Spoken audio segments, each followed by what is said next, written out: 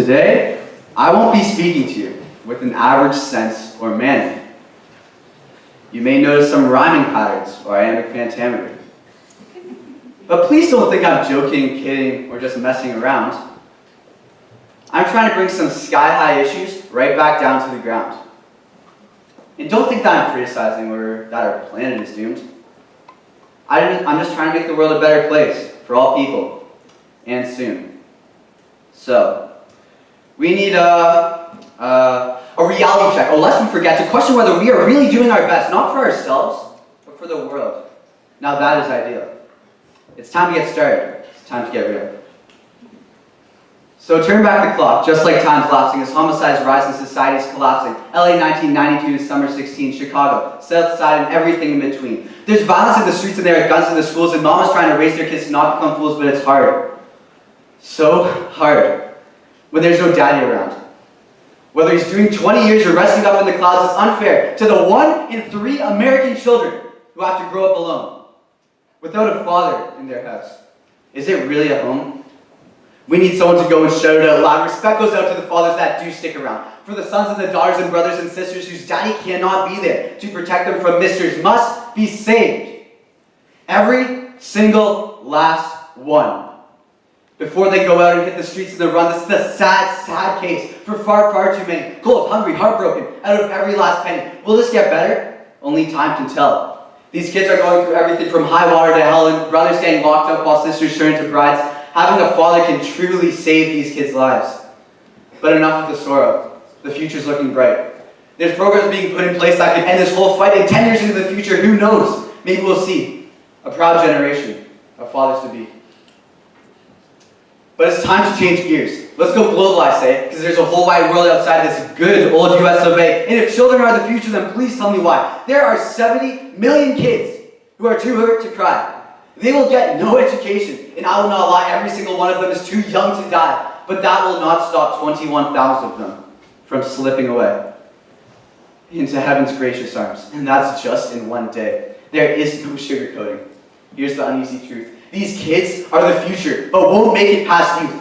But hear the shimmering truth before you go cry in the closet. 70% of these deaths are from very preventable causes, which means 21K can be cut to 6.3, and that is no solution. But it sounds like a start to me. It all begins with food donations, shelter, some money. Most of these families can't even afford to buy bread and some honey, and it's a worthwhile cause. Because if these kids can't survive, they will give back to society and cause even more people to thrive and bring back to their communities only glory and pride, won by a life well lived, and all setbacks swept aside.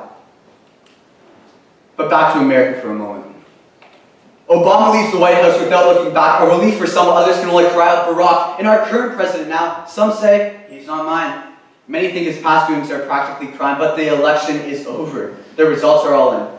Rumors of Russian hackers are simply past sin. So Donald Trump, Mr. President, how confident do you feel? Because after some basic research, it seems to appear that you're the only American leader with no experience in military, or government for that matter. It seems a bit scary that you have absolute power over the Navy SEALs, the Mars rover, and enough nukes to blow up the world more than several times over. Do not think I'm criticizing.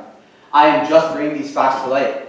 Because hidden in the dark, the truth can become lost from sight, and that's where it becomes dangerous. While it is shrunk from the shadows, do not blindly send Americans off to their death like the gallows, for you have the control and the ability to get this world in order and put an end to the disease of paternal absence in American households, the disease of a future uneducated generation, the disease of starving and dying children all over the world. So decide for yourself what you think is best.